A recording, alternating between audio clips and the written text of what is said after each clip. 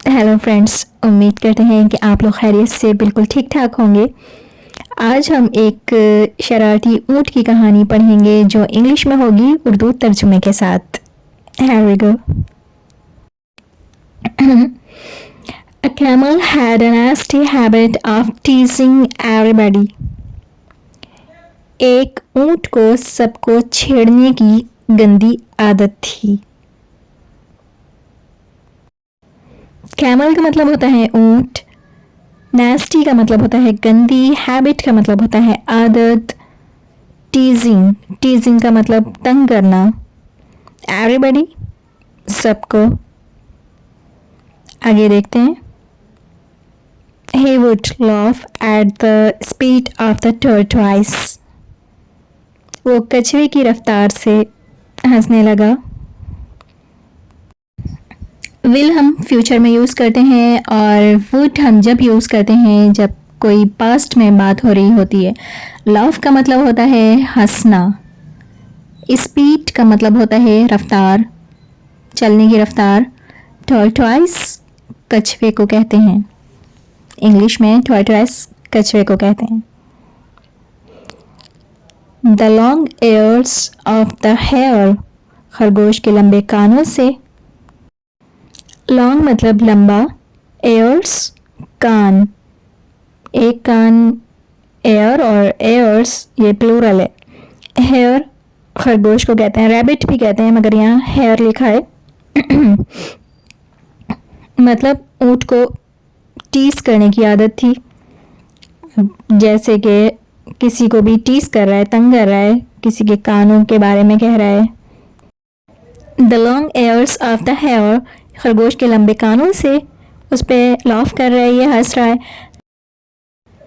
The lion's man, शेर की गर्दन के बालों से हंस रहा है। मैन कहते हैं जो जानवर की गर्दन पे जो बाल होते हैं, बहुत बड़े बड़े जो बाल होते हैं, उसको मैन कहते हैं। And the horse is tail, tail दुम को कहते हैं, और घोड़ों की दुम से, इन सब चीज़ों से वो हंस रहा है। One day, a monkey who was fed up with the camel's behavior. One day, एक दिन। A monkey who was fed up. Fed up कहते हैं बेजार आ जाने को, तंग आ जाना। एक जो बंदर था ये तंग आ गया था। With the camel's behavior. ऊँट के रवैये से वो तंग आ गया था। Behavior कहते हैं रवैया, सुलूक जो होता है ना किसी का किसी के साथ, उससे वो तंग आ गया, फेडअप हो गया। आस्क्ड द कैमल, ऊँट से पूछा, why do you walk around the ugly hump, कि तुम बदसूरत कोहान के साथ क्यों घूमते हो। व्हाई मतलब क्यों, वॉक मतलब वॉक अराउंड, घूमना चलना फिरना। अगली कहते हैं बदसूरत। हम्प कहते हैं जो उसकी पीठ के ऊपर जो ऊंचा सा बना होता है, कोहान, उसको कोहान को हम्प कहते हैं। Don't you ever brush your teeth? They are so yellow. क्या आप अपने दांतों को कभी ब्रश नहीं करते, ये इतने पीले हैं।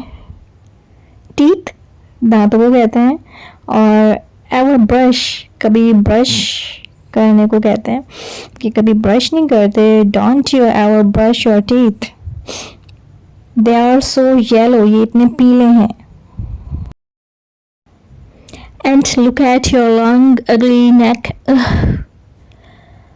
और देखो अपनी गर्दन, लंबी बदसूरत गर्दन की तरफ। लुक एट कहते हैं की तरफ देखना।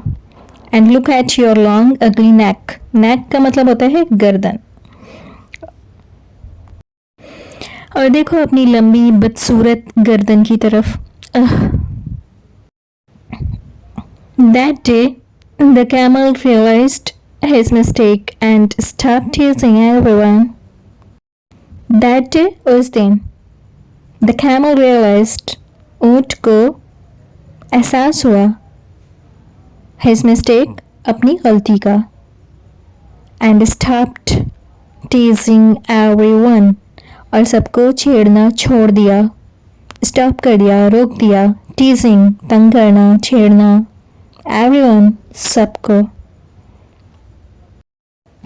कैमल की ये स्टोरी जो आपने पढ़ी तर्जुमे के साथ, उम्मीद करते हैं आपको समझ आ गई होगी। और इसका मॉरल ये है, नोबडी इज़ परफेक्ट। कोई भी मुकम्मल नहीं होता, कोई भी परफेक्ट नहीं होता। सब में कुछ ना कुछ होता है, तो इसलिए हर किसी को बोलना, टीज करना छोड़ दें।